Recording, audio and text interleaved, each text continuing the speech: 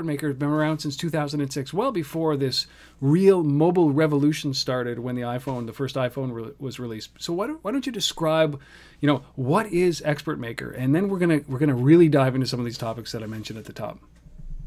Okay, ExpertMaker is actually an artificial intelligence company, and we have a slightly different approach than many other companies in this space that we can find out on the market today, because we decided quite early on in developing our company that we wanted to have a broad deployment of AI to give more people access to this kind of technologies that will enable more even small companies to utilize and gain value from this kind of technologies. Because normally AI is associated with very secret research labs and very large budgets and so on. And that has been a historical problem, or it has also had a very academic side to it, not really proving what it could be utilized in for many different kinds of situations.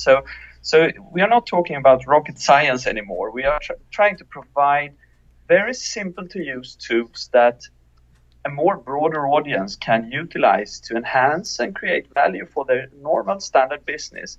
And what is an exciting development is actually that this stuff fits really well into the mobile space, because there are so many problems associated with being mobile, having a small screen device, and so on and so on. So there are many advantages bringing this kind of technology on.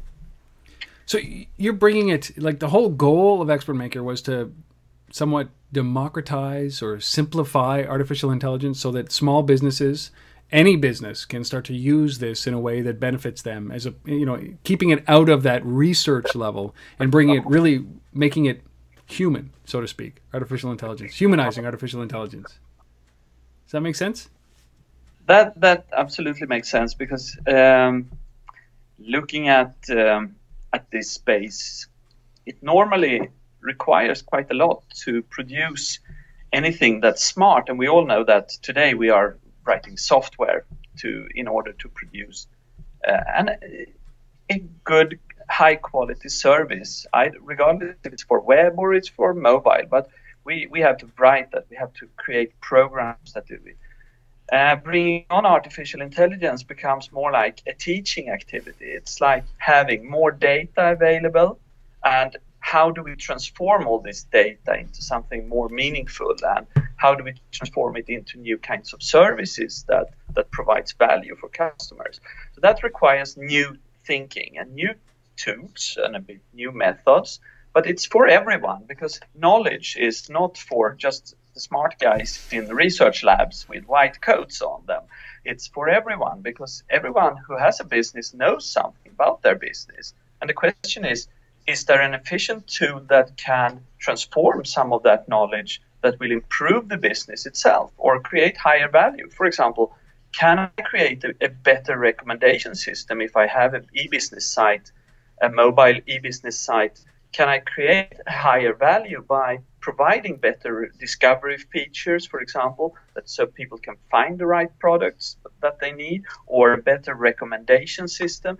If I can do that, and I can add some of my own knowledge and experience, because if I have a business, I know a lot about it for sure. And if I can transfer that in some way, then I mean that's really the next step. So we need a bit of new tools and a few new methods how to work with this, and that in turn results in hopefully higher quality services. And it has nothing to do with actually creating some kind of artificial brains. It's very practical and very pragmatic, actually. Yeah, there's no neuroscience involved here. This is crunching data and looking for patterns ultimately, and then providing those patterns back.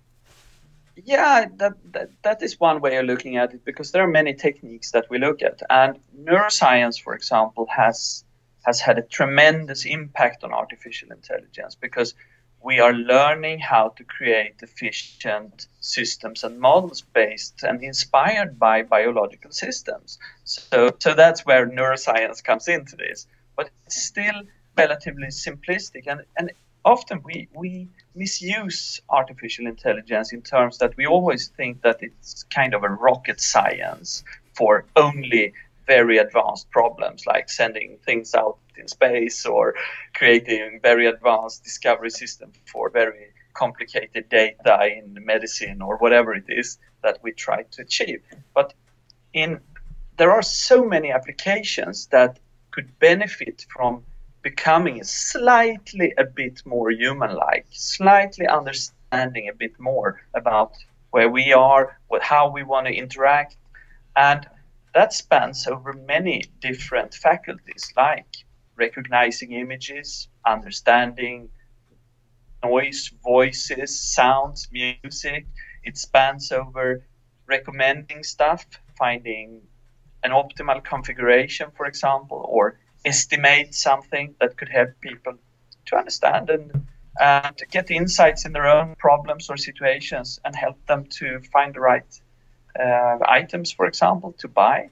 And so there are many techniques and many sources of inspiration, but the direction often comes from it comes from intelligence itself, and that thus neuroscience is somewhat relevant in this discussion anyway. So